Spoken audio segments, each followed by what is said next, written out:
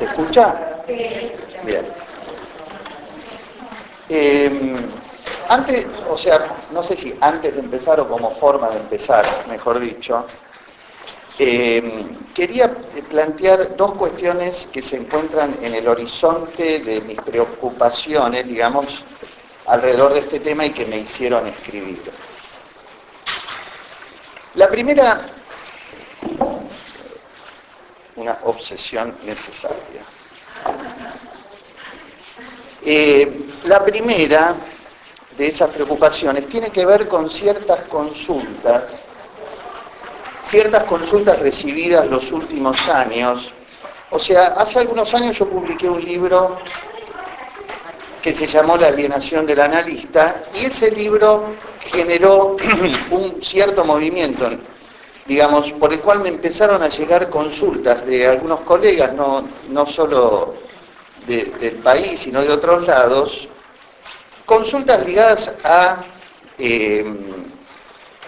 digamos, colegas, miembros de instituciones, algunas dependientes de instituciones internacionales y otras de instituciones más al estilo de la nuestra, podría ser, ¿no? Consultas ligadas a sufrimientos intensos en relación a situaciones de violencia institucional o perversiones del encuadre. Lo impactante de todas esas consultas para mí fue que se trataba, algo así diría, como de gente como uno, ¿no? Quiero decir, no se trataba de psicosis, ni de perversiones, ni de pacientes severamente perturbados. Estoy haciendo un elogio a todos nosotros, ¿no? Pero quiero decir, personas más o menos saludables, con vidas agradables, más o menos neuróticas, pero atrapados en pactos alocados, tanto en sus análisis como en las instituciones de pertenencia, y donde los sufrimientos se declararon siempre en ocasión de percibir ese pacto perverso y querer romperlo o modificarlo de algún modo. ¿Me siguen?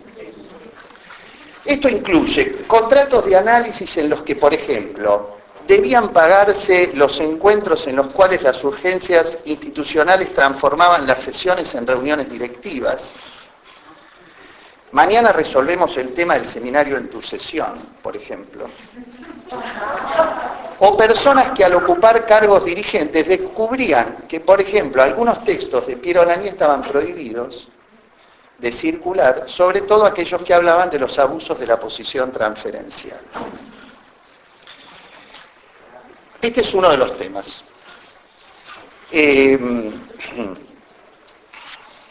La otra cuestión tiene que ver con la polémica que se disparó de alguna manera la última vez que nos reunimos acá, en torno, Graciela había traído un planteo sobre si las ideas se jubilan o no se jubilan. ¿Se acuerdan? Los que estuvieron recordarán esa discusión. Y a mí la verdad es que me resulta difícil defender la eternidad de algo cuando las teorías mueren, la vida misma muere, nosotros moriremos algún día. Y me impacta, digamos, la dificultad de pensar que haya teorizaciones que también tienen que morir. Y uso esa palabra a propósito, más ligado, si quieren, a cierta idea del parricidio. Conceptos que no tienen ya la potencia que tuvieron en algún momento. Incluso a la manera de ejemplo pensaba entre nosotros, no hay duda de la potencia de pensamiento que nos abrió la noción de objeto único, por ejemplo. Escrito con mayúsculas, ¿se acuerdan? Objeto único. Fue buenísimo lo que abrió eso. Pero en algún momento devino un lastre del que había que desprenderse, porque si no, no se puede continuar. Esa es mi posición. Y para eso me quise apoyar en un par de frases. También en ese sentido me pregunté por qué me gustaba tanto iniciar los textos con frases de otros. Alguna vez me criticaron eso, diciendo que me amparaba en la palabra santa, algo así como, si lo dijo Freud. Sin embargo, hace un tiempo me di cuenta que, por lo menos en mi caso, no se trata de traer a escena un indiscutible, sino simplemente de sentirme un poco menos solo, más acompañado en lo que pienso. Entonces les quiero leer esas dos frasecitas. Una es de Silvia Bleichmar. El psicoanálisis corre el riesgo de sucumbir, no en razón de la fuerza de sus oponentes, sino implosionado por sus propias contradicciones internas, ante la imposibilidad de abandonar los elementos obsoletos y realizar un ejercicio de recomposición de la dosis de verdad interna que posee. Este trabajo no puede realizarse sin una depuración al máximo de los enunciados de base y un ejercicio de tolerancia al dolor de desprenderse de nociones que nos han acompañado, tal vez más de lo necesario. Quedamos adheridos no solo a las viejas respuestas, sino a las antiguas preguntas que hoy devienen un lastre que paraliza nuestra marcha. La palabra lastre la saqué de acá. Y en esa lentificación, sí, por supuesto, la tortuga puede ganar la carrera. La otra frase en la misma dirección es un poco más linda, porque es la de Cortázar, y dice, si algo sabemos los escritores es que las palabras pueden llegar a cansarse y a enfermarse, como se cansan y se enferman los hombres o los caballos. Hay palabras que a fuerza de ser repetidas, muchas veces mal empleadas, terminan por agotarse, perder poco a poco su vitalidad. En vez de brotar de las bocas o la escritura como lo que fueron alguna vez, flechas de la comunicación, pájaros del pensamiento y de la sensibilidad, las vemos o las oímos caer como piedras opacas. Empezamos a no recibir de lleno su mensaje o a percibir solamente una faceta de su contenido, a sentirlas como monedas gastadas, a perderlas cada vez más como signos vivos y a servirnos de ellas como pañuelos de bolsillo, como zapatos usados. Bueno, esto un poco es el espíritu del trabajo. Yo obviamente no voy a leer, ustedes lo que lo leyeron vieron que es un pequeño mamotreto, pero sí voy a exponer las ideas, extensas, sí. Voy a exponer lo que para mí son las ideas centrales durante un rato y después vemos.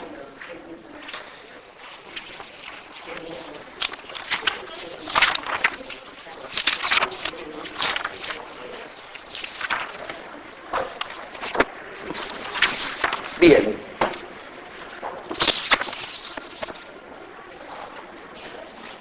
Quizá voy a leer algunas cositas, pero muy salteadamente, como para ahorrar tiempo también, ¿no?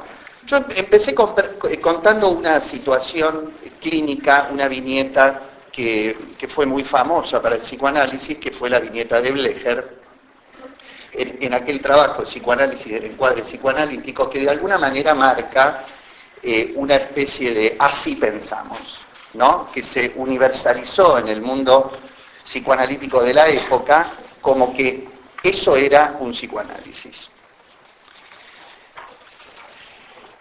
La viñeta es que un paciente quería comprar un departamento y no se decidía a hacerlo, vacilaba, llevaba sus dudas al análisis y un buen día se enteró que su analista invirtió en la compra de un departamento. Se enteró por esas cosas de la vida, digamos, ¿no? Y ahí comienza un periodo de ansiedad y actuaciones, enojos con su analista, porque él no se lo había contado. Esto le permitió al analista reconstruir experiencias infantiles, dice Blecher. En su casa, sus padres nunca realizaron nada sin informarle y consultarle, conociendo él, por tanto, todos los detalles del curso de la vida familiar. Para el paciente se rompió un algo que era así y que debía ser como siempre lo fue, y no concebía que pudiera ser de otra manera. Y esa condición la había podido mantener en su vida por medio de una restricción y limitación en la relación social. Termina Blecher. Había salido a la luz lo más fijo y estable de su personalidad, su mundo fantasma. Este texto es tan crucial en la historia del psicoanálisis que muchos años después es retomado en un congreso internacional, el tercer encuentro internacional del campo freudiano, y es un texto que fue discutido expresamente en el interior del congreso. Y hay una discusión muy interesante en la que participan Colette Soler, Diana Eitinger de Álvarez y Juan Carlos Indart. Estoy hablando de 1984, ya muerto Lacan, hacía un par de años. No tenemos que olvidar que la polémica en torno al encuadre marcó el surco más importante de la historia del psicoanálisis, que termina con la expulsión de Lacan de la IPA.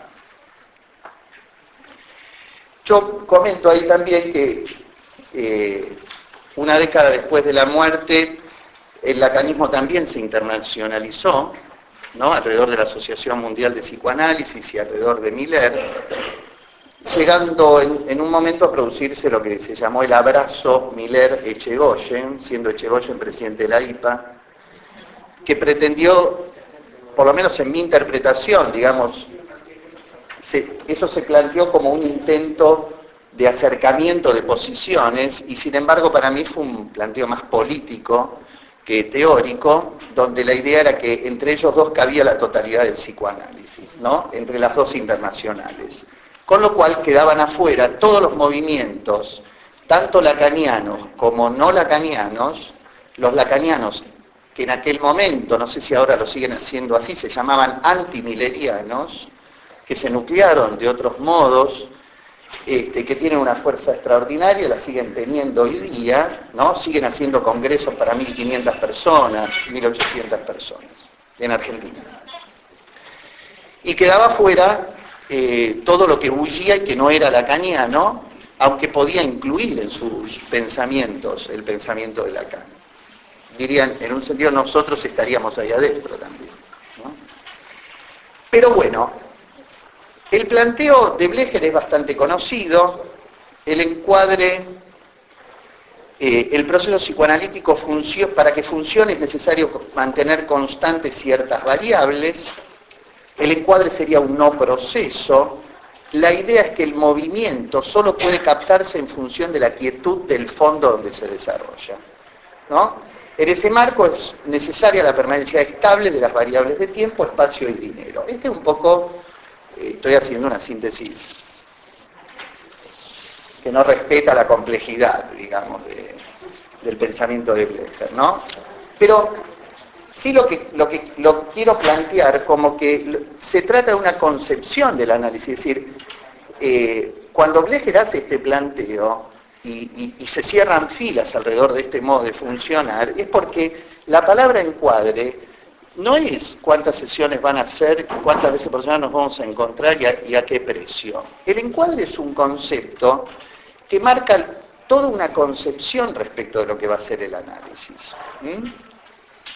Esa concepción pretendía poner la realidad externa afuera, crear un marco de estabilidad donde las cuestiones se jugaran en relación al mundo interno y de lo que ello se proyectaba en el analista. Así el análisis fue entendido como regresión polimorfa expandida. Esta es una frase de Rafael Paz que a mí siempre me gustó mucho, lo de regresión polimorfa expandida, como para explicar esa posición. Trabajo en transferencia, diván para crear estados de ensoñación, 4 sesiones semanales y abstinencia, neutralidad del analista, ¿no? Entonces, lo que está en juego no es menor, es la dirección de la cura.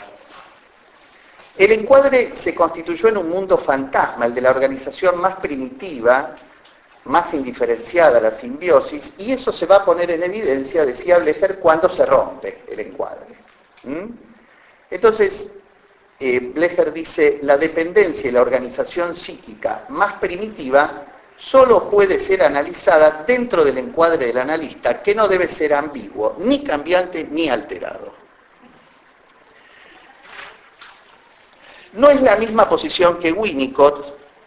Hace unos días Ricardo me hizo llegar una carta de Winnicott a Klein, donde está muy buena, no la pude incluir en el texto, pero que tiene que ver con que Winnicott le dice, bueno, señora, déjeme decir las cosas con mis palabras, es decir, porque si la digo con las suyas, se pierde el contenido de lo que quiero decir, ¿no?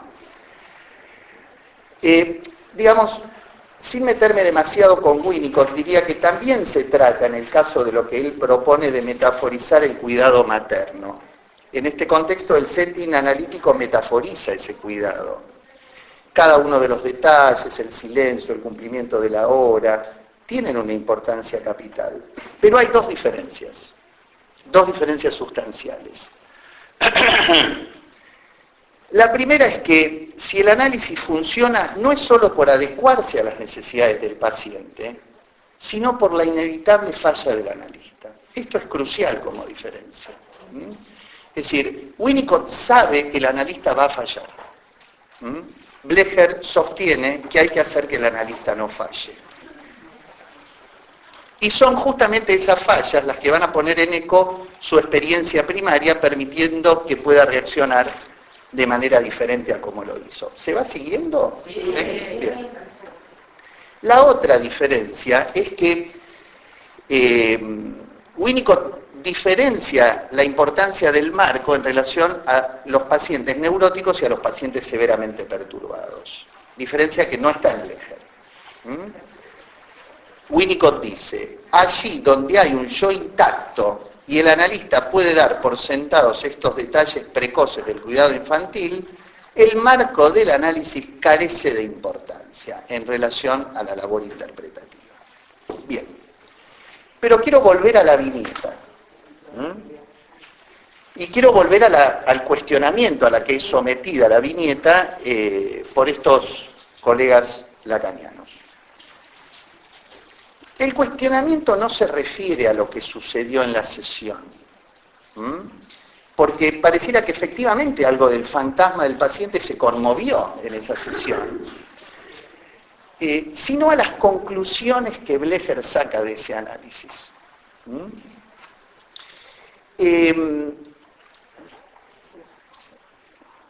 Si lo que Blecher pretendió plantear son los riesgos de ruptura del encuadre, la verdad es que todo lo que sucedió de bueno ahí es porque el encuadre se rompió.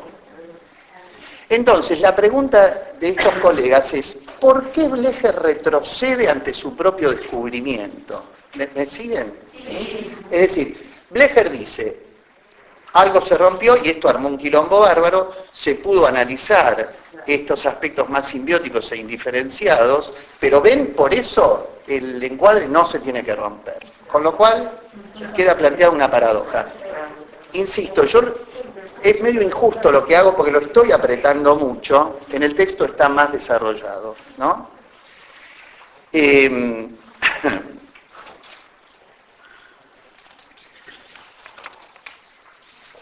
Blecher dice, es así como ahora podemos reconocer mejor la situación catastrófica que siempre supone la ruptura del encuadre por parte del analista.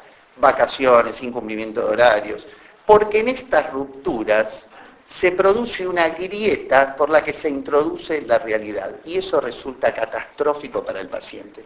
Ven que hay atrás una concepción muy fuerte de lo que tiene que suceder en el análisis.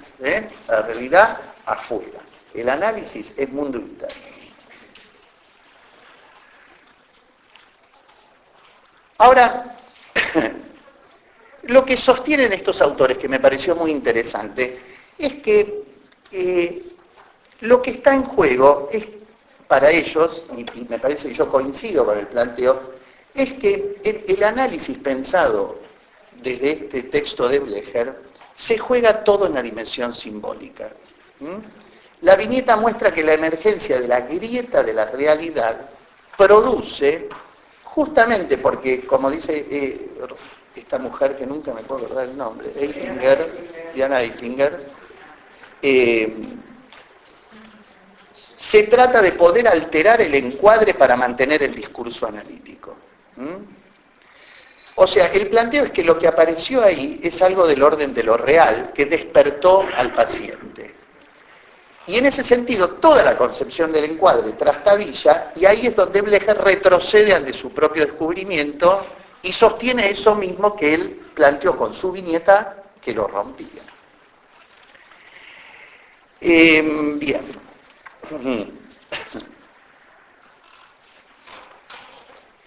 Es más, avanzan y tomando aquella cuestión que Lacan propone como vacilación calculada de la neutralidad, dicen, una intervención en acto, por ejemplo, si esto no hubiera ocurrido así, es que el analista rompa el encuadre. Y frente al paciente que le dice todo el tiempo que no se atreve, que no sabe, que si lo compra o no lo compra, el analista pudiera decir, por ejemplo, ¿sabe que me compré un departamento?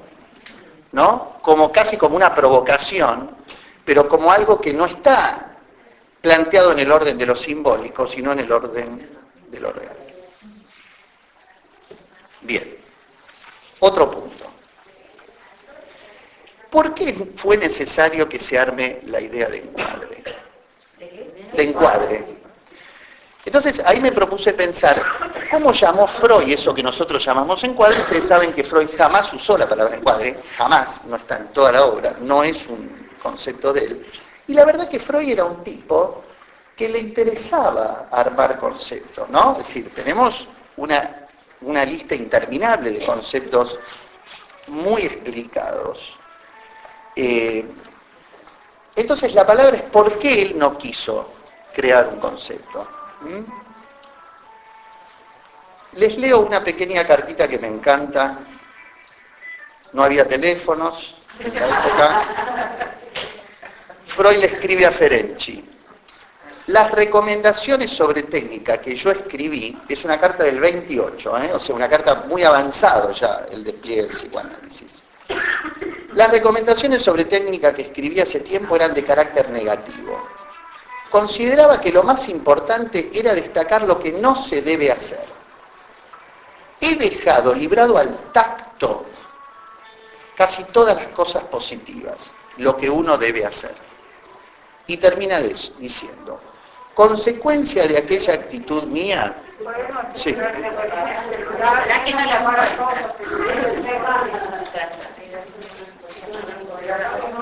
O por lo menos pongámoslo en vibrador, con perdón de la palabra, ¿no? La ruptura del encuadre.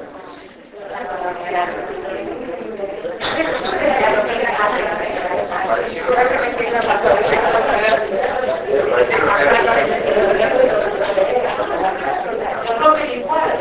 Claro. Bueno, sigo. Él decía entonces que he dejado librado al tacto casi todas las cosas positivas.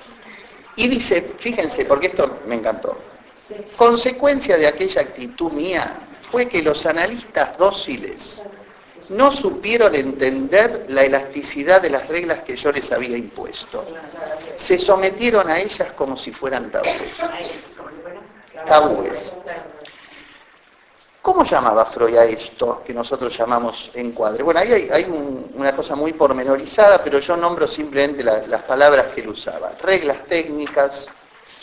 Esta técnica resulta adecuada para mi individualidad. No me atrevo a poner en entredicho que una personalidad muy diversa pueda ser esforzada a otra actitud. Hablaba de tratamiento psicoanalítico, realizar una operación acorde a las reglas del arte. Son todas frases que fui recopilando. Y más adelante, porque esto es en Consejos al Médico, escribe lo que después se llamó Consejos al Médico 2, ahí aparece algo que no había aparecido hasta ahí, que es la palabra cura. La iniciación de la cura, y elige una palabra que usa mucho después, que es estipulaciones. Habrá estipulaciones que podrán parecer triviales, y en efecto lo son, dice, ¿no? Hay una que a mí me encantó, que dice, cierto ceremonial de la situación en la que se ejecuta la cura. Cierto ceremonial de la situación en la que se ejecuta la cura. Es decir, hay algo de una ceremonia, y hay algo de un hacer en esa idea de ejecución. Pero insisto, Freud no quiso sacralizar mucho este asunto. Y yo creo que esa fue una decisión política, porque si Freud hubiera querido armar un concepto, lo hubiera armado con mucho más fuerza como hizo con tantos, digamos, ¿no? Pero en la historia del movimiento psicoanalítico ahí aparece un momento muy complicado, que es muy complicado, digamos, un momento peculiar. Es complicado porque me parece que son esos momentos que por un lado son necesarios y al mismo tiempo son un lío bárbaro, que es el momento de la estandarización, ¿no? Recomendada, digamos, para ser llevada adelante a Eitingon, donde aparece la ritualización, ¿no? Ahí es donde aparece, hacia la década del 30, las 4 sesiones semanales, el tríptico, la supervisión, también con variaciones, porque hubo épocas en las que los analistas podían hacer supervisiones sin problema, después no, tuvieron que regular, es decir, apareció todo lo que es la regulación del psicoanálisis, y que ellos consideraban que era imprescindible para el crecimiento y el despliegue.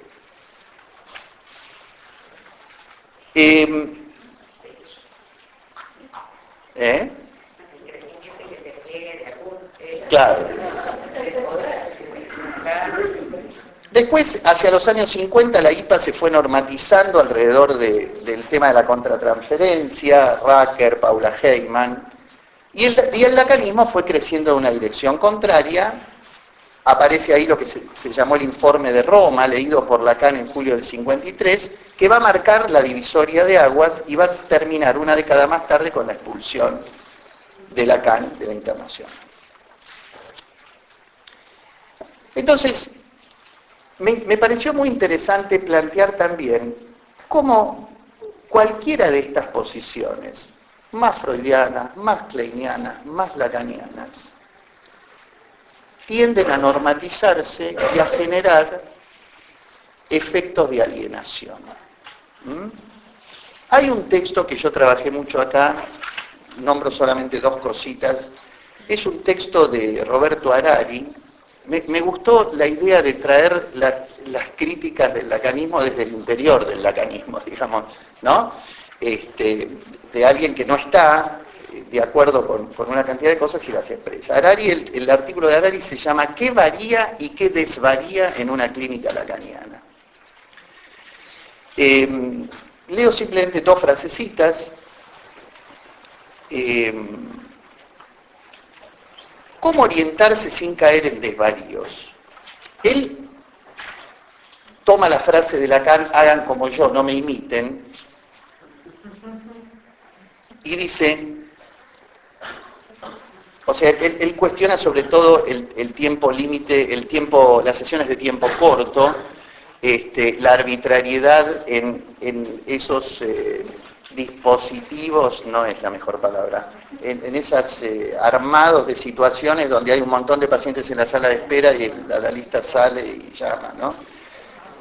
Y dice, ¿podríamos presuponer que esta inventiva, que esta fructífera imprevisión, habría de jugarla el analista de acuerdo con la circunstancia de citar o recibir sin cita a los analizantes y dejarlos aguardando en la sala de espera su insondable y repentino llamado para iniciar la sesión?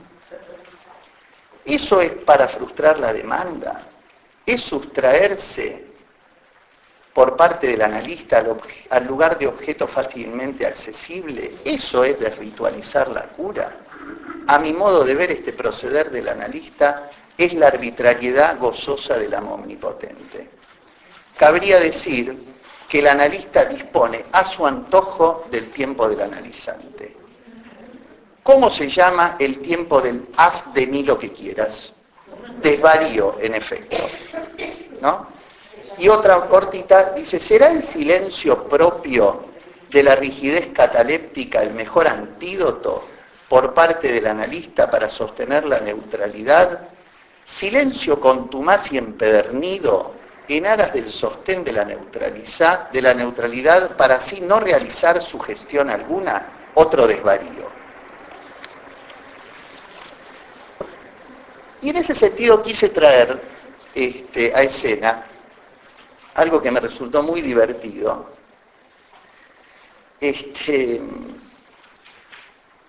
A ver, la clínica lacaniana también tuvo sus intentos de estandarización. Hay un texto que fue presentado en el 4º Congreso de la Asociación Mundial de Psicoanálisis, realizado en Comandatuba, Brasil, presentado por la Asociación Freudiana de Arequipa, y que me impactó ya desde el título. Proyecto de declaración de los principios de la práctica lacaniana. Desconozco el destino final de este proyecto de declaración, no sé si fue suscrito o no. La verdad es que me conecté con la gente, ¿no?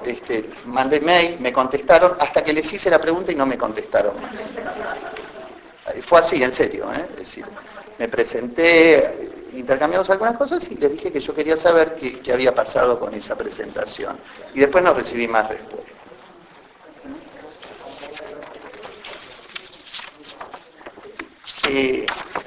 Se llama Tomamos a nuestro cargo la defensa del psicoanálisis. Ubiquémoslo históricamente, es el momento de la salida del libro, ese libro, ¿se acuerdan? El libro negro del psicoanálisis.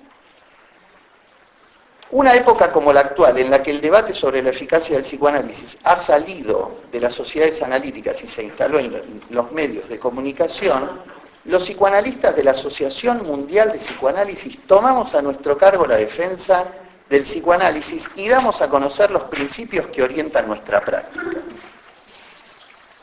Dice, los analistas lacanianos, no utilizamos el poder de la sugestión que hipnotiza y desresponsabiliza. No sostenemos que el psicoanálisis sea un diálogo. No pretendemos ninguna reeducación emocional o moral. Renunciamos a todo intento de moldear al paciente a nuestra imagen y semejanza. Los analistas lacanianos afirmamos que no consideramos que la cura analítica deba desarrollarse en un encuadre definido e intangible, que no estimamos que el encuadre óptimo esté constituido por 4 sesiones semanales regulares de duración larga y fija, que no pensamos que el dispositivo clásico sea el único indicado, que el encuadre lacaniano es minimalista, solo exige que analista y paciente se encuentren en el mismo espacio al mismo tiempo. Bueno, sigue, es mucho más largo, yo acá ya lo sinteticé, termina diciendo, que me encantó eso, a ver, dice, que no utilizamos la contratransferencia como instrumento para acceder al inconsciente del paciente, que no interpretamos la transferencia como ilusión, ni como error, ni como repetición. Eso quiere decir que no interpretamos la transferencia. Y termina diciendo, la experiencia del análisis no promete la felicidad. 5 minutos más y paro.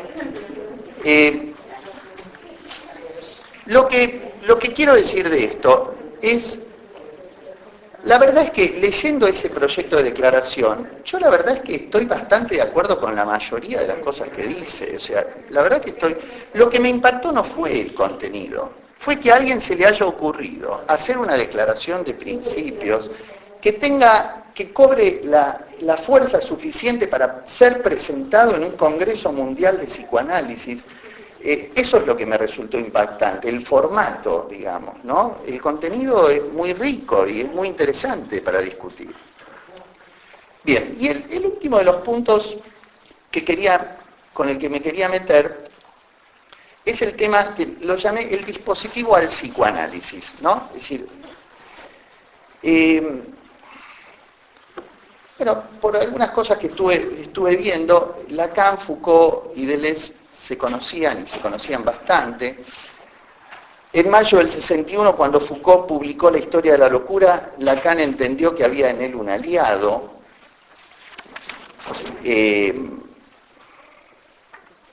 Hubo un episodio por el cual Lacan fue expulsado de la Escuela Normal Superior de París y muy pocos salieron en defensa de Lacan. Uno de los que salió en defensa fue Deleuze, que escribió una nota diciendo: el doctor Lacan es uno de los maestros del pensamiento actual. Sería extremadamente lamentable e inquietante que se viera privado de un lugar en la enseñanza pública.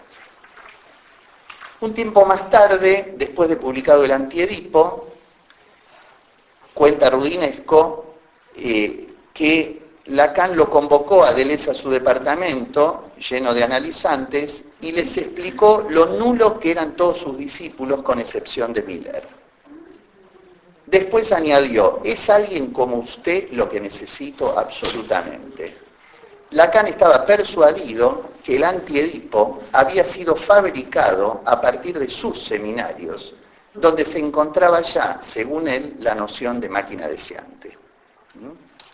Digo, esto para establecer, porque la idea de dispositivo que surge de Foucault y después retrabajado mucho por Deleuze, baja al psicoanálisis, digamos, como idea, a partir, me parece, del pensamiento de Lacan y de esta red armada entre ellos tres, ¿no?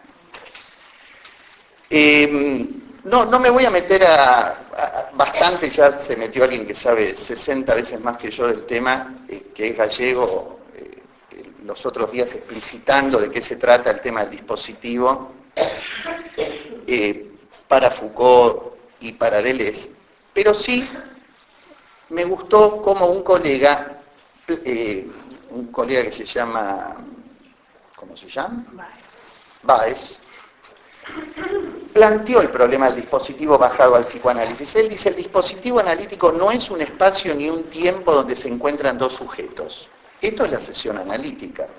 El dispositivo analítico es todo lo que posibilita ese encuentro. Ese artificio donde la palabra se hace indispensable. La teoría, la experiencia particular, las tácticas, las estrategias, los espacios de formación, la ética, la crítica y el mismo rechazo de los detractores forman parte de lo que Deleuze llama las líneas de convergencia y las líneas de quiebre. El psicoanálisis desde Lacan se comprende como un dispositivo y menos como una disciplina, pues la disciplina analítica es solo parte del dispositivo, siempre en falta, siempre buscando su pureza sin conseguirla nunca, siempre en formación y performación.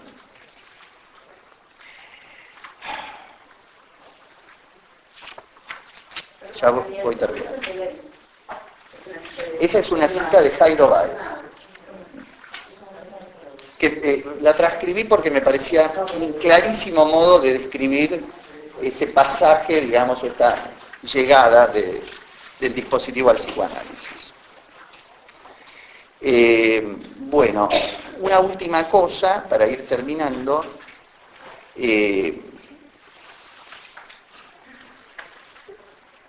Decíamos que el encuadre de la cura tipo se había constituido en el único modo de hacer funcionar la maquinaria psicoanalítica en los años 60. Decíamos también que el lacanismo rompió con ese mandato e instaló una nueva forma de pensar en términos de dispositivo. Sin embargo, a los costados de ambos movimientos, aún en la heterogeneidad que los constituye, el dispositivo mismo fue generando nuevas herramientas que aún hoy son resistidas por muchos analistas. Los análisis con más de un otro, familias, parejas, grupos, instituciones, quedan para muchos mucho más del lado de las psicoterapias y los psicoanalistas más nominados como terapeuta. Una inmensa cantidad de psicoanalistas no coincidimos ni con el sustento teórico, ni con los supuestos beneficios que la implementación del encuadre traerían a la clínica del sufrimiento en sus diversas variedades. Y desde ya nunca en sus formas canónicas, vencidas hace largo tiempo. Sin embargo, la idea de encuadre insiste y me parece que, escribo acá, reconocer que aquello que alumbró el pasado y generó potencia de pensamiento, hoy ya no ilumina y su llama no es más que un rastro lejano de lo que alguna vez fue útil. Bueno, paro acá.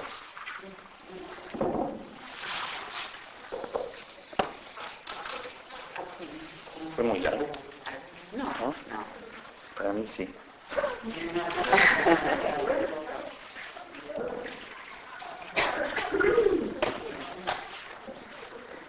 Lo que yo entiendo de lo que planteó también es que la idea de encuadre para vos está cerca de la idea de habitación, y está como ligada con la institucional.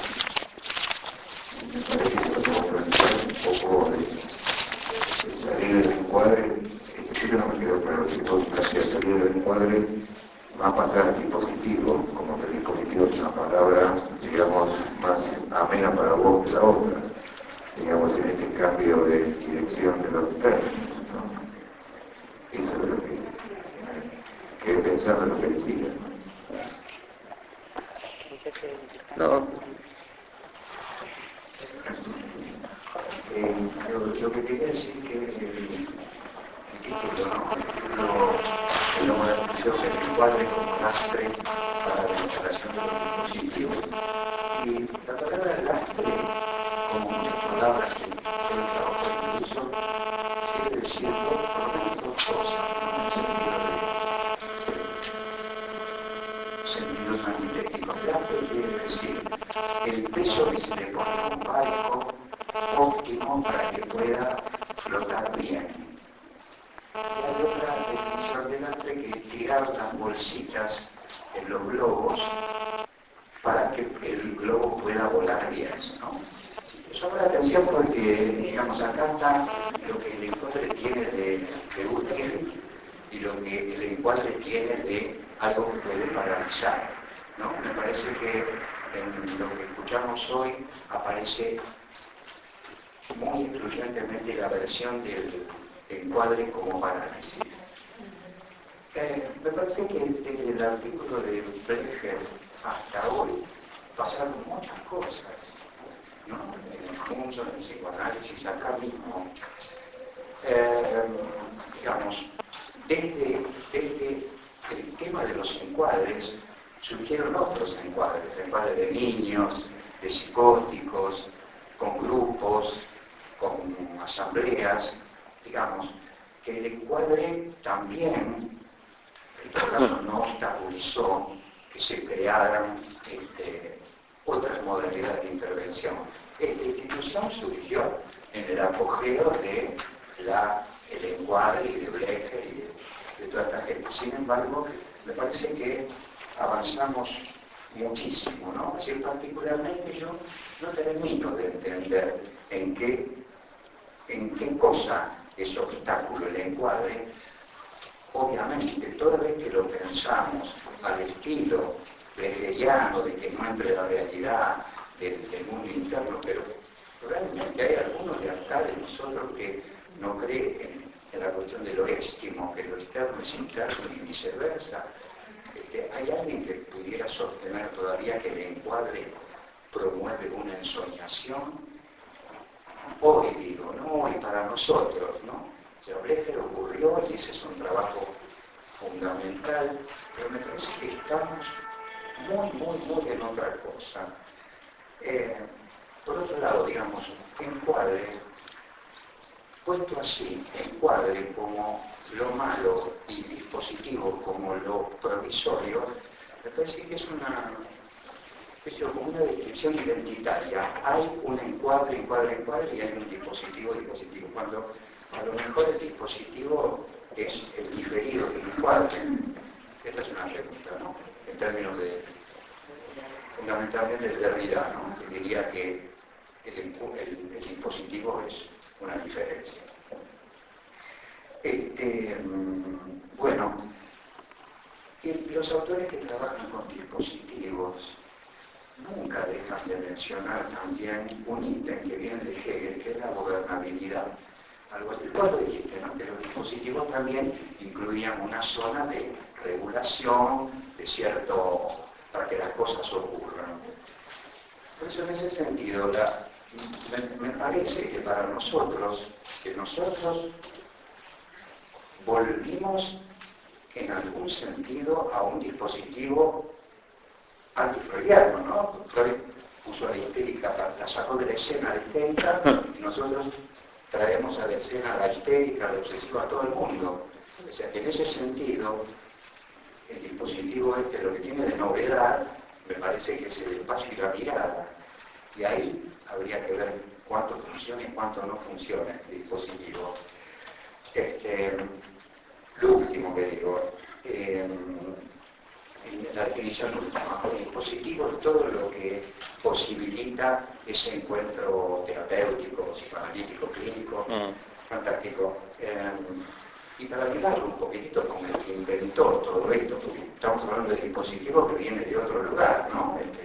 O sea, de la filosofía, que nombraban, esto sí que me parece que es bueno que pudiéramos trabajar, líneas de enunciación, líneas de visibilidad, líneas de subjetivación y líneas de poder, ¿no? Y la verdad es que en una situación, estando con una familia, todo esto es magnífico, pero la última cosa que esto lo dicen, me parece mucho de que subjetivación casi siempre está en el borde de la ruptura del dispositivo. Es que cuando hay alguna cuestión de subjetivación o acontecimental, siempre está un poco bordeando el pasaje a otro dispositivo. No sé si soy claro, ¿no? Con eso, o sea que en ese sentido, un dispositivo también es algo para ser abandonado. Y un dispositivo es algo que a veces dispone demasiado de las personas cuando se vuelve una cosa hegemónica. Es decir, no por ser dispositivo es flexible, es que claro, como simplemente se...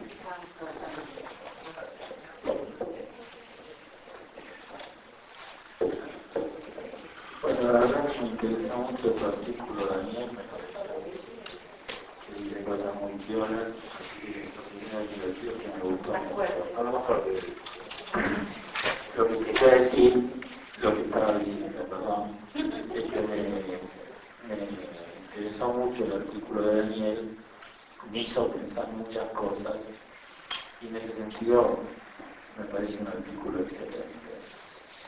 Yo creo que acá en la discusión ya se está viendo el problema de la palabra, que creo que Daniel lo trae perfectamente bien, que la palabra, el concepto del cuadre es un concepto que tiene ventajas y desventajas, y creo que el trabajo de Daniel es mostrar las muchas desventajas que ha tenido y alguna gente, como recién Norberto, trataba de recuperar algunas de sus conveniencias. Lo que a mí más me hizo pensar este artículo fue lo siguiente. Creo que si uno lo mira y lo lee con un poquito más de detención, es un artículo que se centra muchísimo en cuestiones de la historia política del psicoanálisis. Yo creo que la desgracia de la palabra encuadre no son solo sus defectos, que Daniel nos muestra bien, ese es un problema de todos los conceptos, sino que además en particular el concepto del encuadre se politizó. Alrededor del encuadre se discuten cuestiones fundamentales de la política del psicoanálisis. Y creo que lo que más me hizo pensar este artículo es que cuando un concepto se politiza en ese sentido, deja de ser mismo.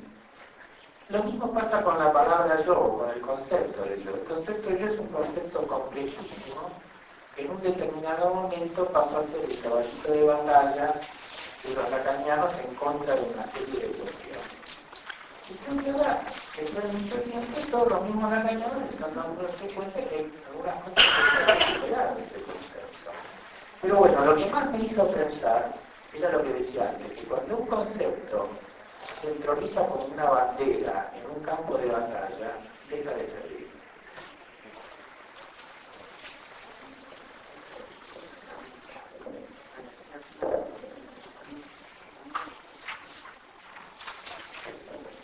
A mí también me gustó, digamos, mucho tu trabajo, Dani.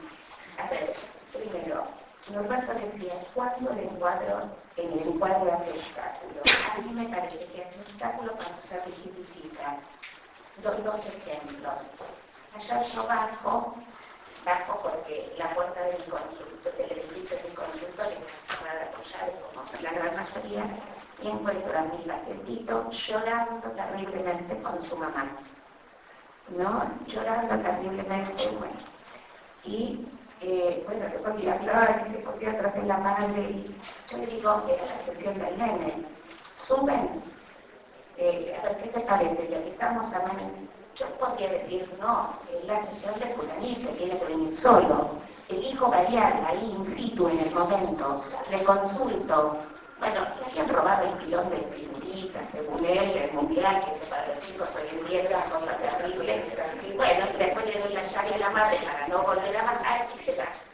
Y yo sigo la sesión con mi paciente.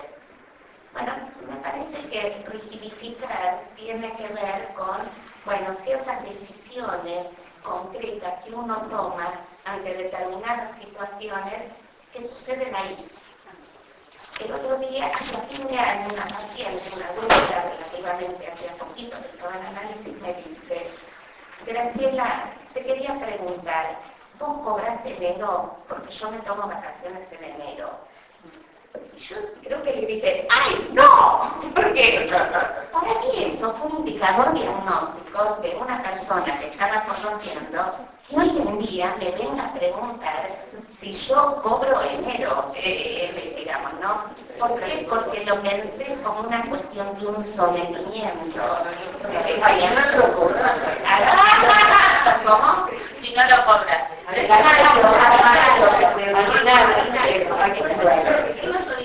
Digamos, hay dos cositas antes. Vos querías tomar en tu trabajo una cita de Abenburg, viste, hablando del encuadre. ¿Cómo algo así? El encuadre no me parece algo así. Definitivamente no me gusta la palabra encuadre. Y después quería comentar algo que Silvia decía mucho, Silvia Brechman. Decía, el riesgo de los psicoanalistas no cree, no está ni en los psicofármacos, ni en las terapias breves, están los psicoanalistas.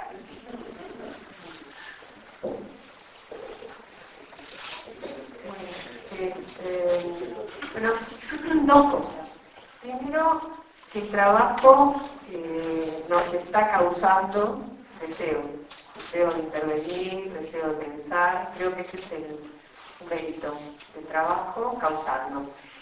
Y a la vez la pregunta que te quiero hacer, ¿por qué no aparece en el trabajo el deseo del analista? Que justamente me parece como una cuestión central, que es causar, que es lo que vos has logrado con el trabajo, causarlo.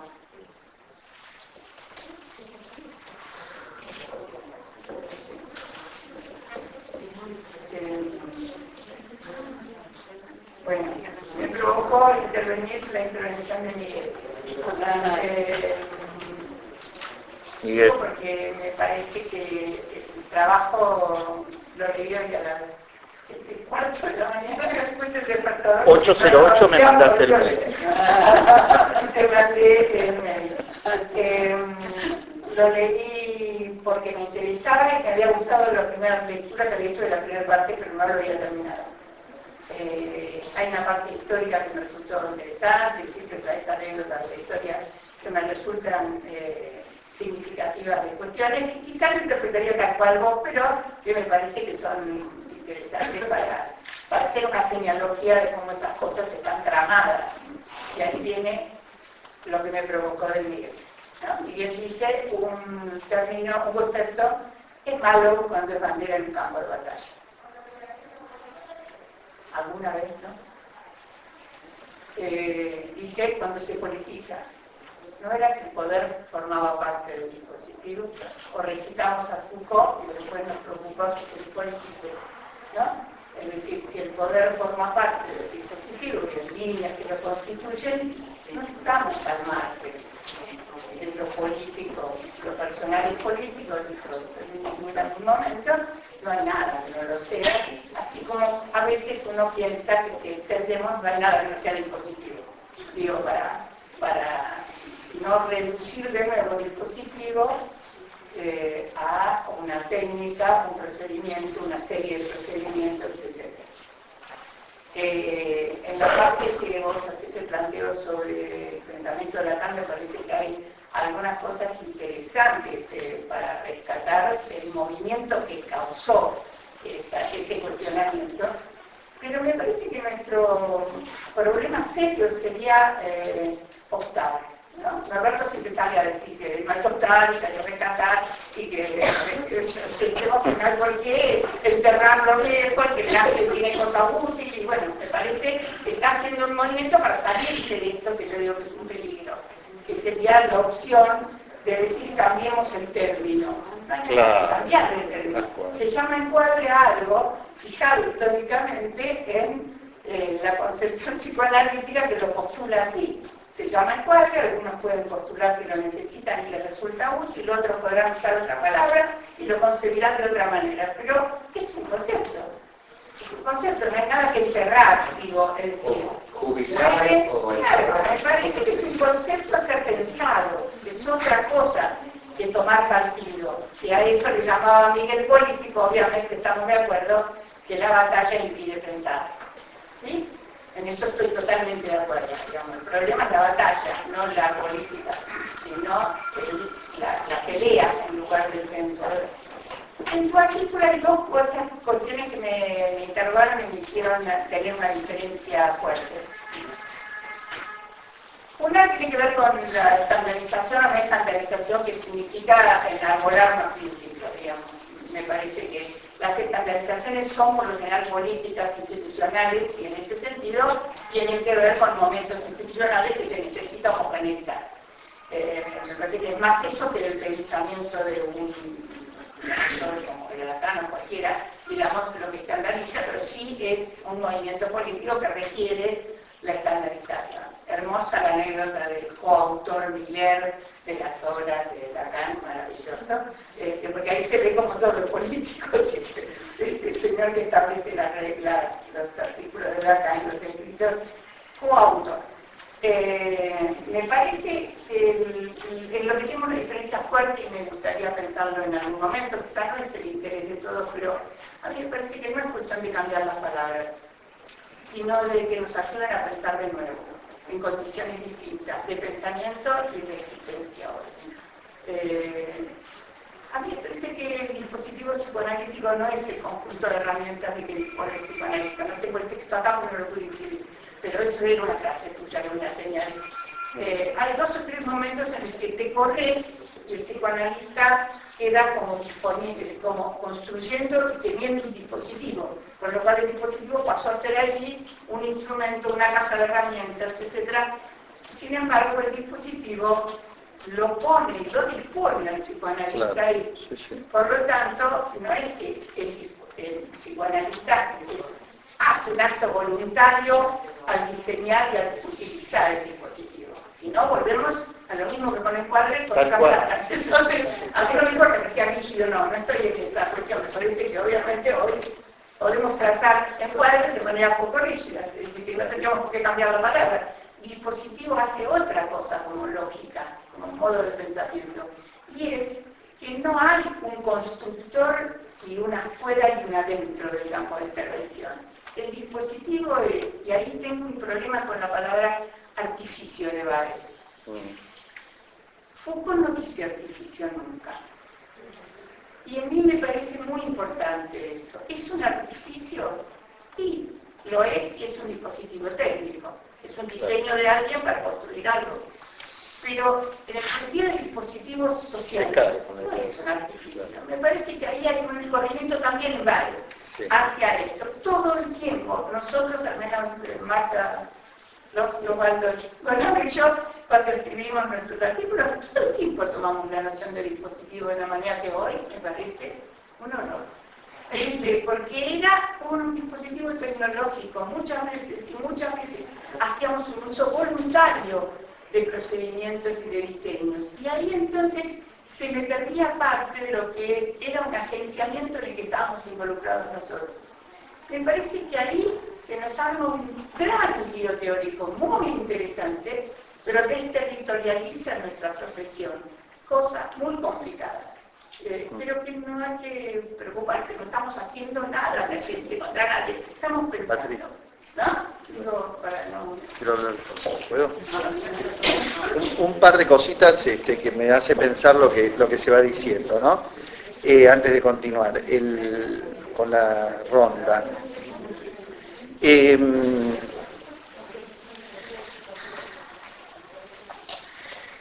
Cuando yo puse el primer título a este trabajo, era distinto.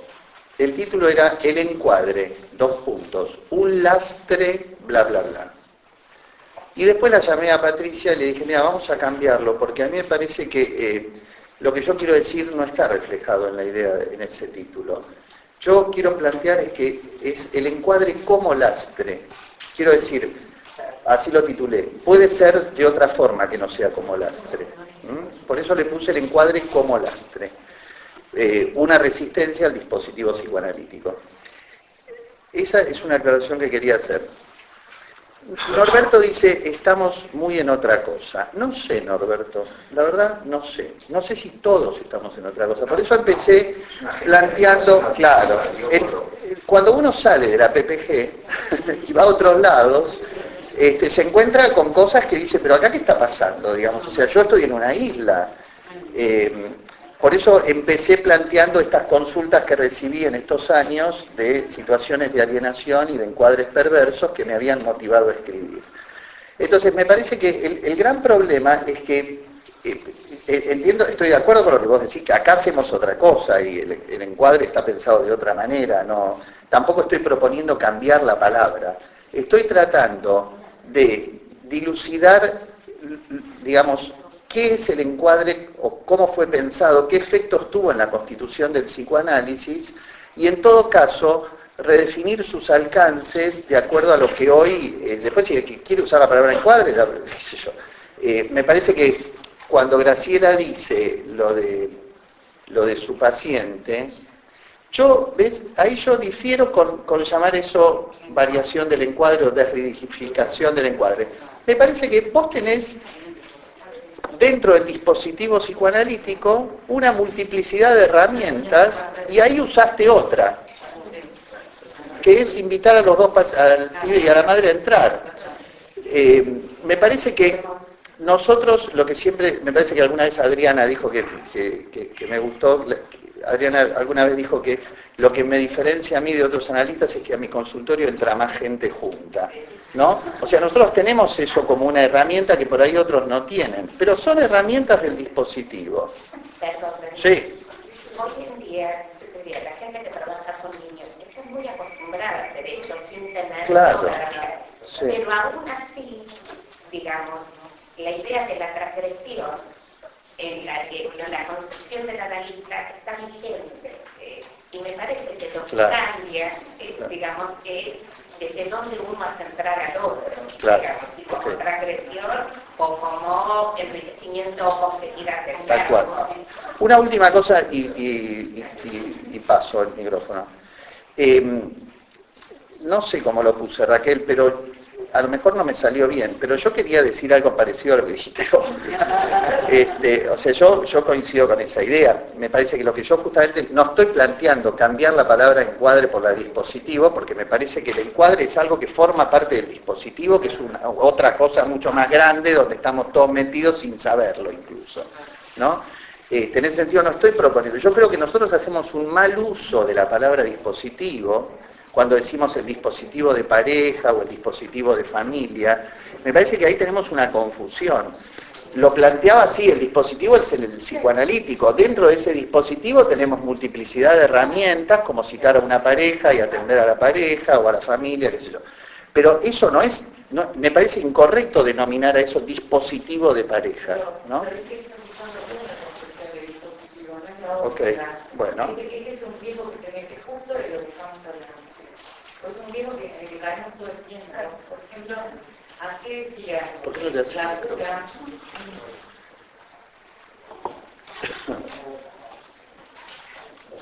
Así decía, en otro momento el tema era las aplicaciones del psicoanálisis contra el psicoanálisis aplicado contra el psicoanálisis pura, digamos, ¿no? Entonces cuando así hablaba, que era más bien esta disputa la que tenía en la mente, y él decía, el John es solamente una aplicación del psicoanálisis. Claro. Entonces, hay dispositivo es las aplicaciones. Entonces, por ejemplo, dispositivo es John, dispositivo es pareja, o dispositivo es grupo.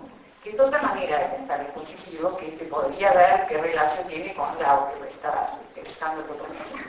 Este riesgo creo que lo tenemos todo el tiempo, porque no podemos no estandarizar, porque si no sabemos dónde estamos parados. Es lo que nos toca a los individuos. Ahora, si nos agarramos de los estándares para evitar la libertad y la incertidumbre, y bueno, ahí sonamos. Y eso también es el individuo.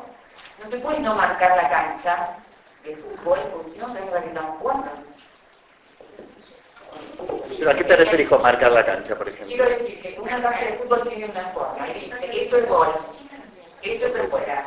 Cuando está afuera, entonces saca el otro equipo. Pues si no sabemos de qué estamos jugando. En realidad tener un dispositivo o un encuadre, lo que estamos diciendo, es lo que nos permite jugar el juego que jugamos, si no, ¿a qué jugamos? Hay algo que yo no logro transmitir, a lo mejor, o por ahí porque yo mismo no lo termine de tener claro. Pero el punto es, Mirta, que yo no estoy planteando que no tenga que haber reglas. Eso que Freud llamaba estipulaciones. Yo no dije que vos lo digas, yo digo, ¿quién te lo Claro, está bien. No, está bien. ¿Quién te lo ordena? Claro, lo que quiero decir es que me parece que la palabra encuadre es un caballo de Troya, esto es lo que estoy planteando. Trae una cantidad de cosas adentro que si nosotros no las dilucidamos, podemos vernos con situaciones de mucho sufrimiento institucional y de mucho sufrimiento en los análisis, y eso es lo que quería plantear. Creo que es el uso del poder, el que es un caballo de Troya. Bueno, puede ser. Claro, pero parece porque quede encuadre o en cualquier lugar. Claro. Bueno, no sé por dónde empezar. Lo que quiero decir, que no será demasiado extenso por el día.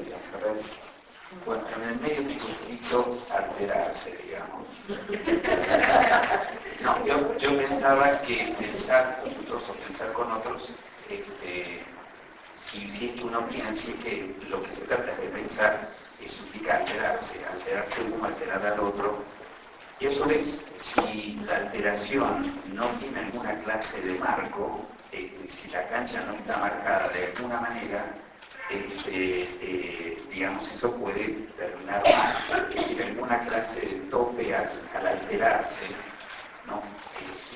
Que no es alterarse más o menos, ¿no? Disculpen la antigüedad, pero siempre me viene Bion, ¿no? Cuando Bion plantea, digamos, la condición para poder pensar, la condición previa, la máquina, o sea, el aparato para poder pensar un pensamiento, para que no sea pura evacuación. La pura evacuación no produce, digamos. Entonces, ahí creo que hay una tensión. Y eso me llevó a mí a pensar que cuando va y pone en la sopa todas las palabras, pone una palabra que está muy remanida, pero que yo la sacaría de la sopa, que es la palabra ética, digamos. Porque yo creo que hay un problema epistemológico. Harari, por ejemplo, en su artículo me gustó mucho, porque él dice, bueno, vamos a hablar de variaciones y desafíos en la clínica lacaniana. Bueno, yo no podría hablar, dice, de la clínica lacaniana, sino de mi clínica.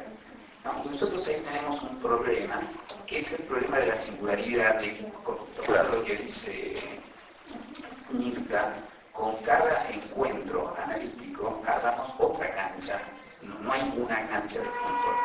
Y yo, siguiendo, por otros motivos, estuve siguiendo los textos de Freud en soledad, frente a la IPA que se instalaba en Estados Unidos, iba generando rápidamente normativizaciones en un uso del poder y también montado en las creencias de época, que en parte Freud también compartía, que era una cierta ilusión en relación a las ciencias duras, a la idea de poder normativizar. Entonces yo creo que hay algo que no sé si debe inscribirse y que para eso nos juntamos, que es que permanentemente a nosotros nos pasa, que no nos bancamos la soledad de inventar cada vez y a su vez con una cierta ética del no todo y venir y poner nuestra falla, como diría Bion, tanto de la médica como de la buena madre. Él de la madre es suficientemente buena falla para el hijo, ¿no?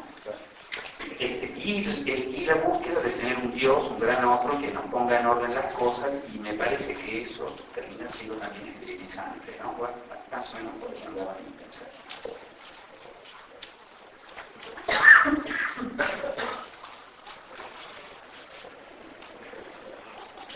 Yo me quedé pensando en cómo vamos discutiendo el concepto de lenguaje. Creo que es un mérito enorme este trabajo de Daniel. Me parece que todos nosotros nos reconocemos en algunos autores. Daniel cita mucho a Freud. Por ejemplo, recién Daniel dijo que el concepto de encuadre es un caballo de Troya. ¿Qué es un caballo de Troya? Es un concepto que tiene demasiadas cosas diferentes adentro. Y creo que en ese sentido, una cosa muy interesante de la propuesta de Daniel es pensar que el concepto de encuadre tal vez no sirve porque reúne bajo un mismo ataque demasiadas cosas distintas. Y se junta tiempo, espacio y dinero. Freud no lo junta, y juntar ciertas cosas lleva a confusiones y a decisiones. Me parece a mí que en ese sentido esa es la gran crítica, el gran aporte de este trabajo. Sí, la mejor era mejor antes. hablar de estipulaciones. Las estipulaciones no entran todas en un mismo concepto.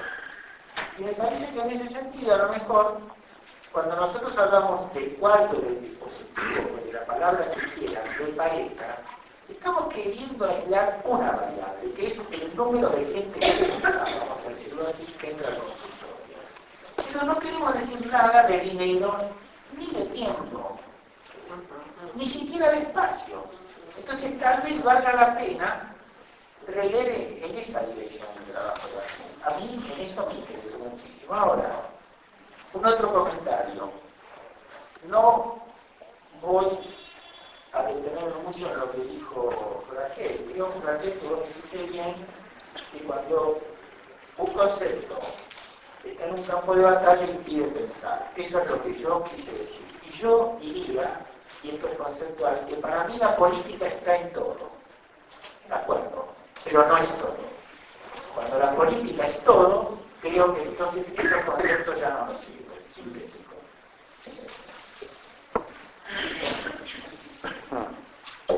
Creo que parece no se tratar de ser breve porque es una lista enorme en poco tiempo.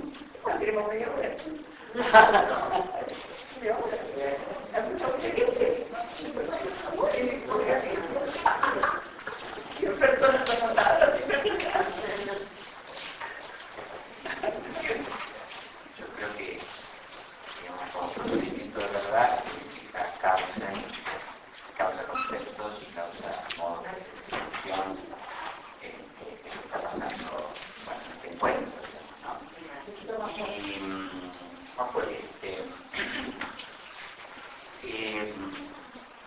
Y lo menciona, creo que de manera responde a, me parece entender algo que también publicaba como realización en relación a las herramientas. Yo creo que también aquí hay que ver cómo decimos, qué pensamos, no como un ejercicio. Lo principal creo que efectivamente el deseo de la vida esté allí, la implicación también, ¿no es cierto? Estamos proponiendo la presencia, digamos.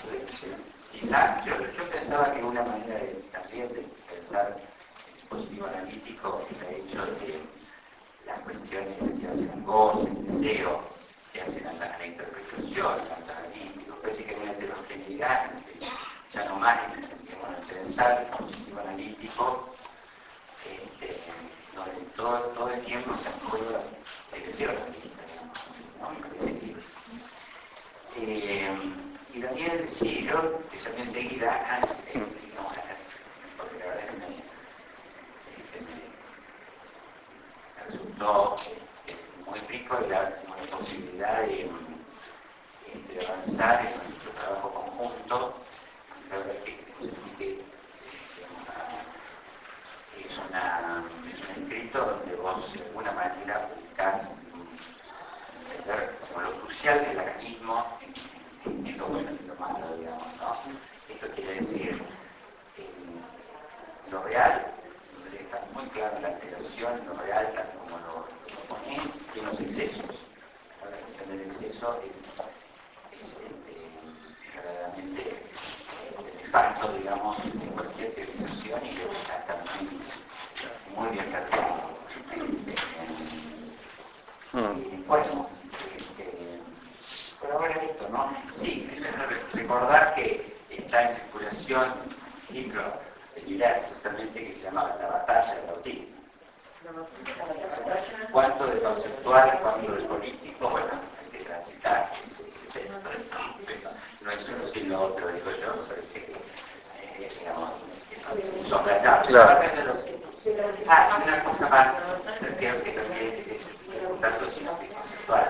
En realidad no es el antiliberismo, sino que, por ejemplo, es el lacano-americano. Después fue el lacano-americano. Es decir, que hay una... No, es decir, a partir de ese encuentro, las divisiones de agua, digamos, plantearon, hemos tomado un invitante que planteó Lacan, como estuvo en Caracas, a ver qué pasa con los lacano-americanos. Y bueno, eso configuró un supuesto análisis más autóctono, allá dijo Mazota, Harari, por supuesto, después los proyectos. Digo, hay todo un trabajo político, conceptual, permanentemente, ¿no es cierto? Y que el trabajo está en buscar qué hacer con eso.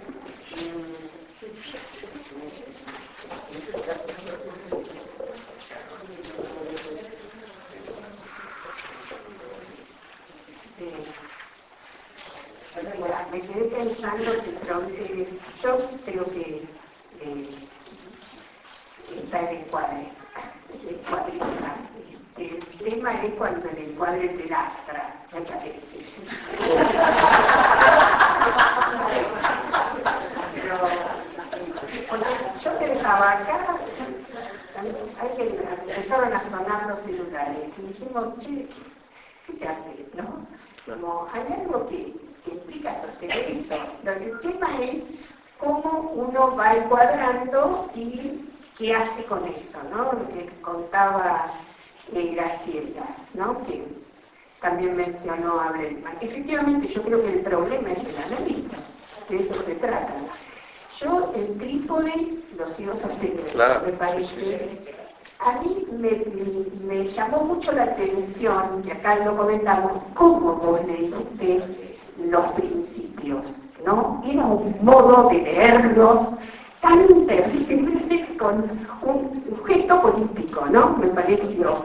Porque yo podría decir, como todo lo contrario de lo que vos dijiste, mira cómo desestandarizan. ¿Se puede usar rival o no? ¿La sesión corta o no? ¿No? Me llamó la atención, digamos, el modo tan empático como vos lo leías y después dijiste, bueno, yo acordaría casi con todo, ¿no? Me impresionó porque me parecía que el movimiento era bastante desestandarizante a aquello que estaba pasando en las 4 sesiones, en supervisión, ¿no? Me parece, por otro lado, acordando con lo que decía Norberto, que el tema del dispositivo es también con lo que decía por acá, que nos dispone, no es que nosotros disponemos del dispositivo. El dispositivo nos dispone como el cartógrafo, lo vamos haciendo, nos va haciendo, y es cierto que posibilita, pero también mutila. Y me parece que nosotros tenemos como una especie de poda al dispositivo, ¿no? Qué bueno. Es cierto. No parece una cosa. Me parece que hay algo, ¿no? Me parece que esto tenemos que tener ojo porque empezamos a sacralizar, como en su momento fue el acontecimiento que nos encantó. El tema de los excesos, me parece que el exceso puede ser el más o el menos, porque cuando hay un exceso en lo simbólico resulta que hay producción, ¿no? Quiero decir, lo que pasa, lo de Brecher, uno también lo puede leer como que es imposible no armar catástrofes, porque él no dejaba de tomar vacaciones, por ejemplo, no dejaba alguna vez de enfermarse, cambiar, ¿no? Ya está.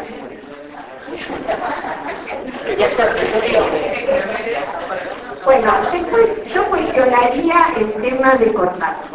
No me gustó, me parece que las palabras no se gastan, no se pierden, no se enferman. Sí, me gustaría que demos una vuelta, pero no me gustó. Y cuando le dijiste la otra vez acá y cuando lo leía, 3 veces, empáticamente. Y después el tema del deseo del analista. ¿Qué te pedimos a vos que hables del deseo del analista? ¿No? Porque el deseo del analista, hablar de dirección de la cura, ¿no? Eso sí, no, que es algo que tiene que ver con las conceptualizaciones del analista. Pero el deseo del analista me gustaría que lo hablamos, porque si no, ¿a qué te estamos convocando? ¿O qué quiere decir deseo del analista? No digo porque es una terminología lacaniana, dicho así. Bueno.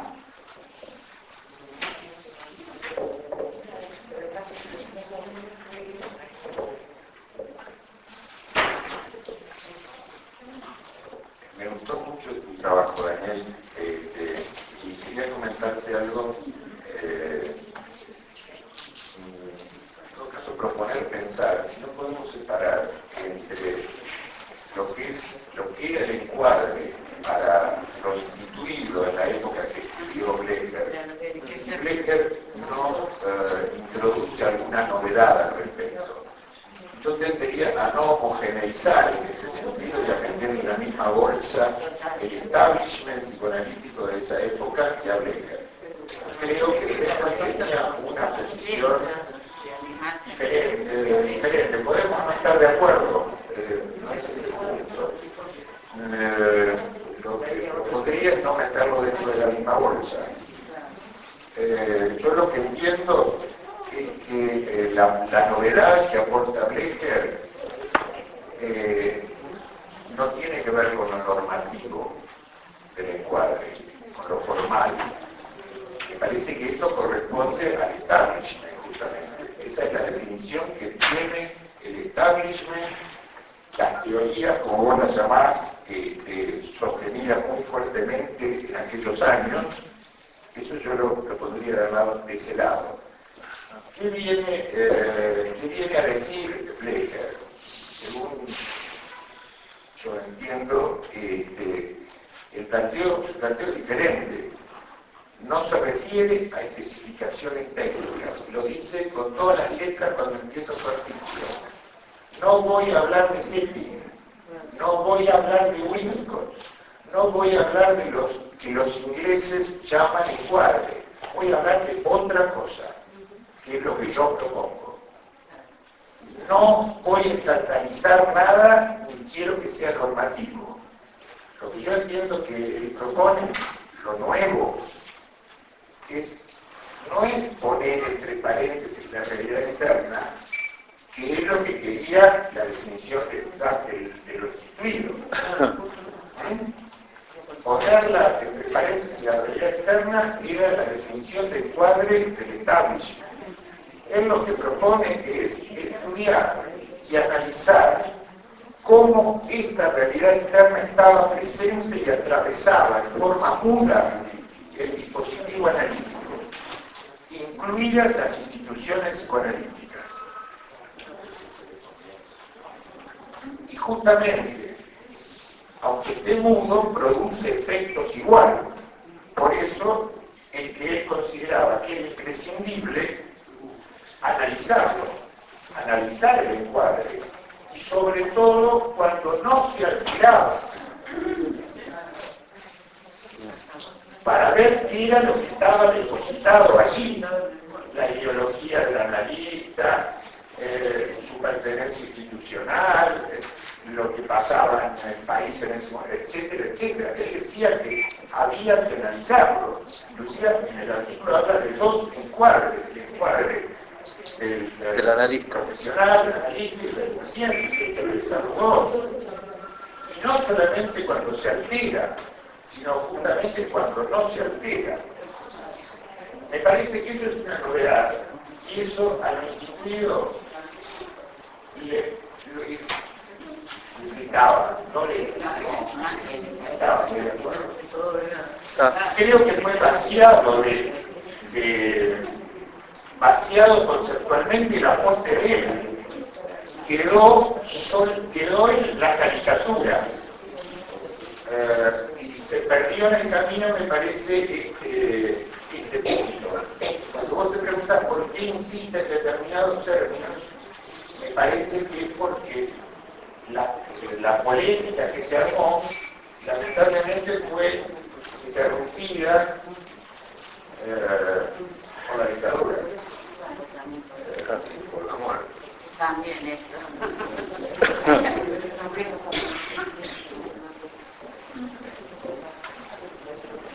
Voy a poner un minuto.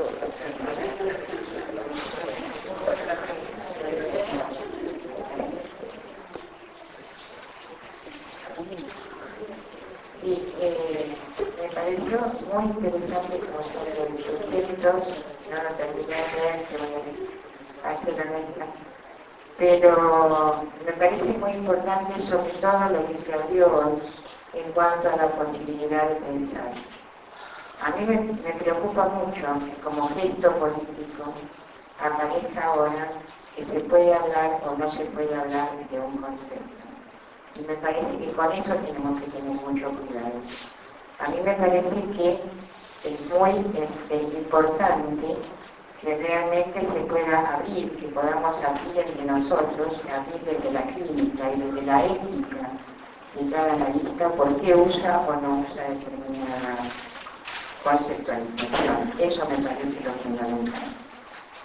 Y acordándome, cuando vos hablaste de lo de Abelburg, me acordaba que ya por el 80, cuando estaba en el libro de psicopatología de israelita, Abelburg decía, el problema del psicoanálisis es que tiene muy rígido el encuadre y muy poca estructura rigurosa en la teoría. A mí me parece que en entonces, también eso, me parece que realmente es muy importante.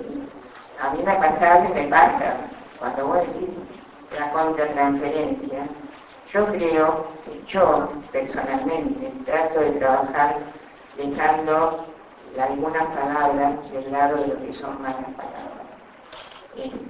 No me importa que contratransferencia o igual, trato de ver de qué manera funciona en mí o de qué otra manera puedo decir eso que digo para que pueda dar cuenta de lo que estoy trabajando con el paciente.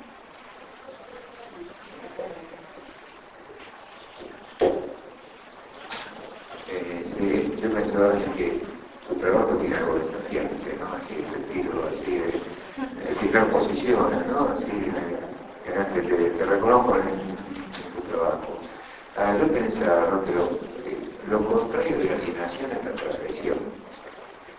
Lo contrario de estar alienado a otro es transgredir el sistema, ¿no? Digamos, tomando la idea, lo que es transgredir el sistema, los conceptos, tomando un poco la idea del colega anterior.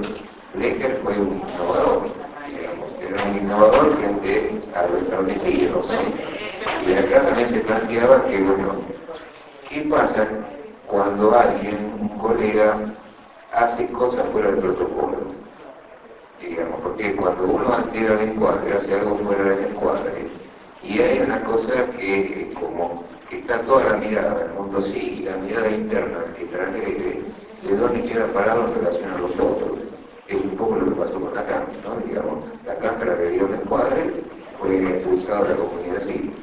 Entonces me parece que la cuestión exacta es también qué le pasa al analista cuando la clínica lo lleva a hacer algo fuera del protocolo establecido, y ahí rompe el encuadre, ¿no?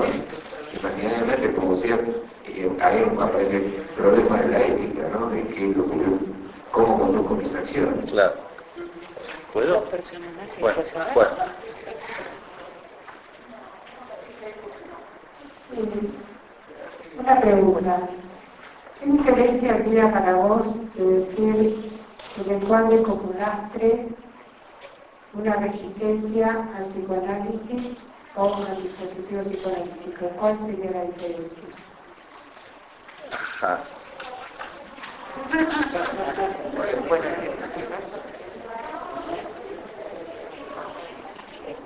Otra pregunta para Dani.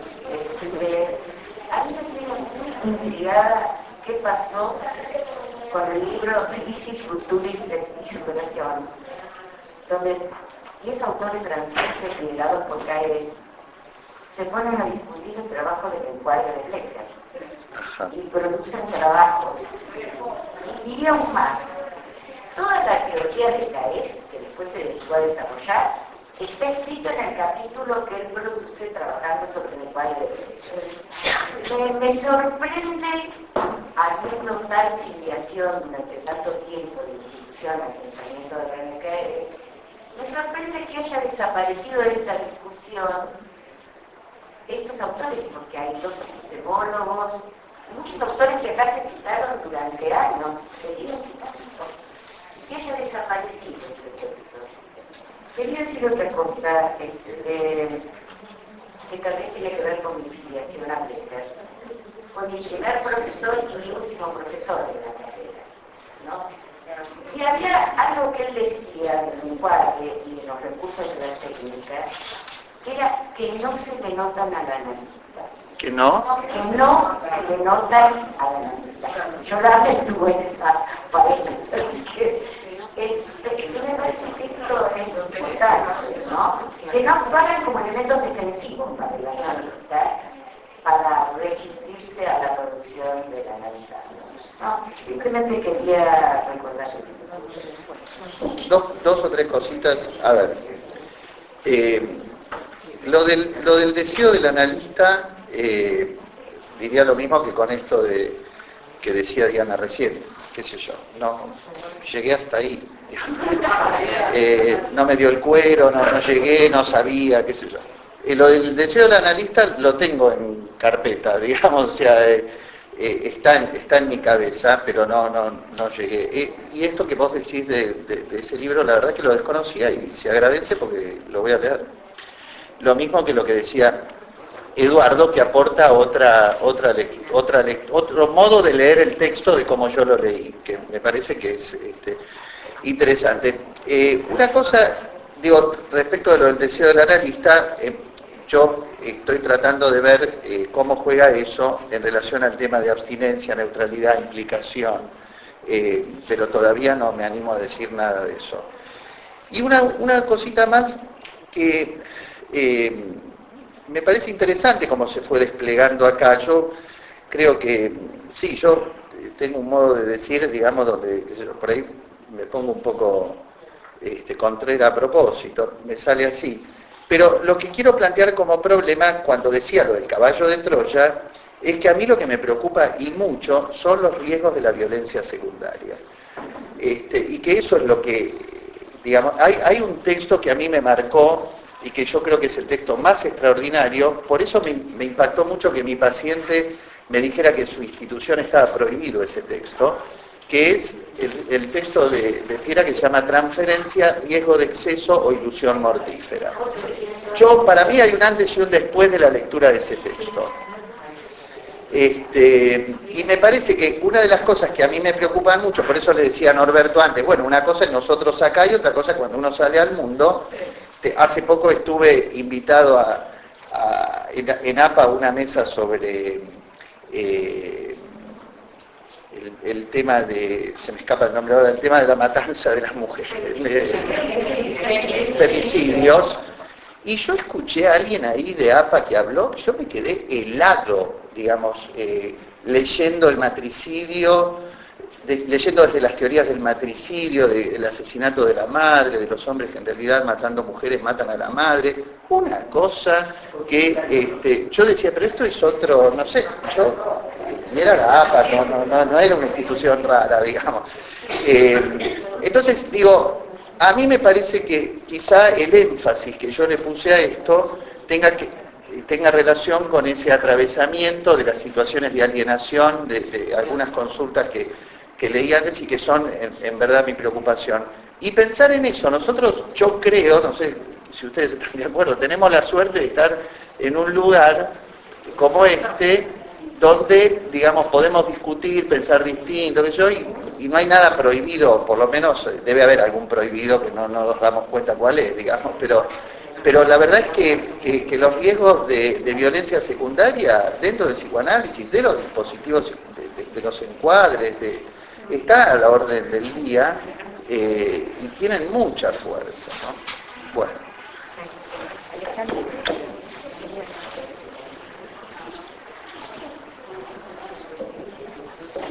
Pensando en esta intervención de Carlos, que hay un modo de usar ciertos actos que no son transgresivos, ¿no? Que no, lo contrario de alienación, por ahí puede ser por el lado de la libertad. Libertad de pensamiento, claro. Y no estar más allá de la libertad. Eso quería decir, ¿no? Me parece que hay algo ahí interesante en la libertad, con el lado de autorizar.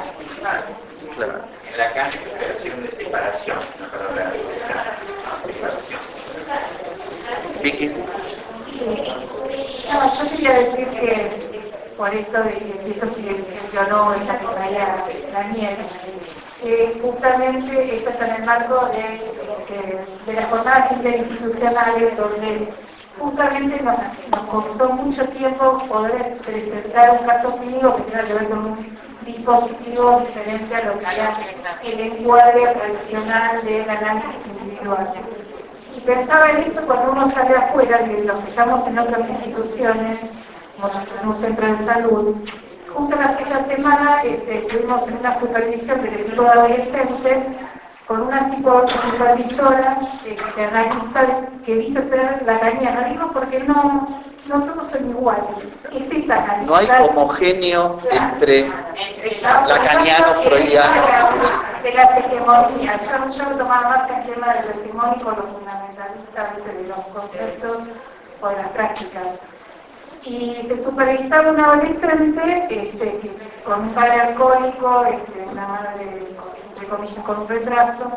La analista decidió, aunque la paciente trae a la consulta a sus padres, decide no hacerlos entrar. Un adolescente que se dedicaba solo a cuidar a su padre alcohólico y que no salía de ese lugar. Decide de ese lugar donde mi paciente solo está adolescente. Cuando una de las colegas que está en el equipo dice, bueno, quizás, yo no voy a atender a estos padres. No entendíamos por qué no los podían recibir algunos, pensábamos, ¿por qué no? Y cuando una de las colegas dice, bueno, lo puede tomar el equipo de familia, la supervisora dice, ¿familia? Eso no es psicoanálisis. No, familia psicoanalítica.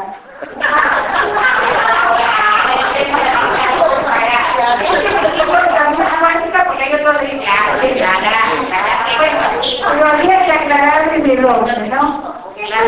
La supervisora dice, de ninguna manera dice eso, vuelve a decir, eso no es psicoanálisis. Dice, yo considero que, por ejemplo, las terapias de pareja son obscenas, al igual que la depresión de las familias. Tienes razón.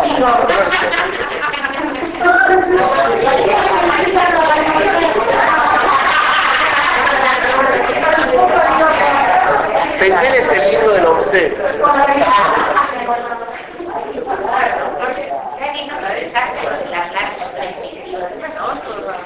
No revisaste lo de las planchas entre contenido y prescriptivo. Sí, pero... Porque el lenguaje es uno de los prescriptivos. Y el dinero arman a uno de los lados de la cubeta. Interesante. Lo que pasa que, bueno, también la planche, no me dio el tiempo, digamos, pero también la plancha habla de una cubeta y también está politizable la idea de la cubeta, digamos, ¿no? Pero lo interesante es que el padre es la palabra. Y el dinero es la Claro, claro. Bueno. Es a veces muy simpático como todo lo que hicimos, también, ¿no? Estamos por que para, sea como abierto, todo lo que se suscita y que no abarca, y que decimos siempre, esta cosa no la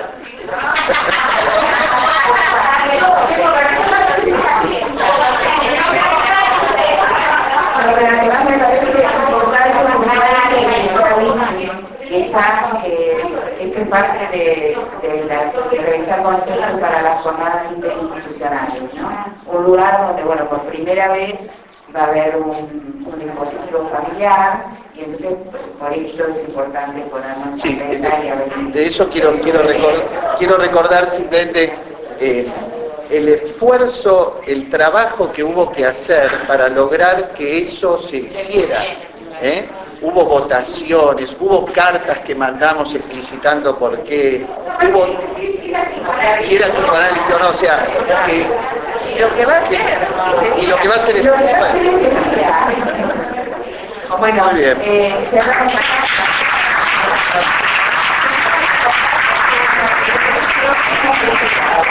el otro, el 9, recuerden que tenemos un encuentro pensando en la institución, ¿no? Y que, bueno, vamos a pensar que se porta el nombre.